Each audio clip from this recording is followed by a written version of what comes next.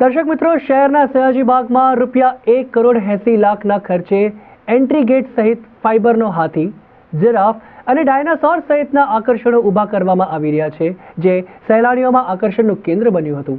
દર્શક મિત્રો, સર સયાજીરાવ ગાયકવાડે કોર્પોરેશનને ભેટમાં આપેલ સયાજી ગાર્ડનમાં સમગ્ર રાજ્ય ઉપરાંત દેશ અને વિદેશથી પણ સહેલાણીઓ મુલાકાત માટે આવતા હોય છે.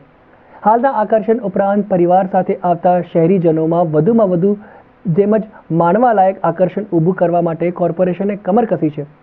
હાલમાં જ કોર્પોરેશનના પાર્ક્સ એન્ડ ગાર્ડન વિભાગ દ્વારા ₹1,80,00,000ના માતબર ખર્ચે નવા આકર્ષણો ઊભા કરવામાં આવી રહ્યા છે, જેમાં એન્ટ્રી ગેટ, ફાઇબરનો હાથી, જીરાફ અને ડાયનાસોર મંગાવી હાલ વ્હાઇટ બંગલા પાસે મૂકવામાં આવ્યા છે. હવે પાર્ક્સ એન્ડ ગાર્ડન વિભાગ દ્વારા માંગવામાં આવેલ હાથી, ડાયનાસોર અને જીરાફની વિશેષતા એ છે કે ફાઇબરમાંથી તૈયાર કરવામાં આવ્યા છે અને પ્રત્યેકનું વજન 700 કિલો છે.